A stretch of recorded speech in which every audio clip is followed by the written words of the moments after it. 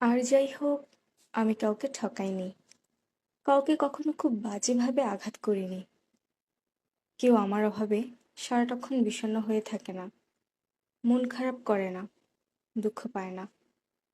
আমি অন্তত কারো মাঝরাতের বুকের ব্যথা আর চোখের জলের কারণ না।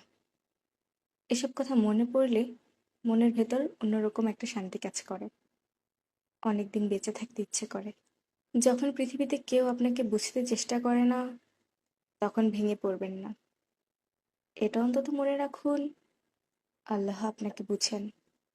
সুতরাং তার কাছে মন খুলে সব বলুন, সমাধান হয়ে যাবে ইনশাআল্লাহ। শরীর স্পর্শ করার সুযোগ পেয়েও যে পুরুষ আপনার কপাল বেছে নেয়, সে নিঃসন্দেহে আপনার প্রেমিক হওয়ার যোগ্যতা রাখে।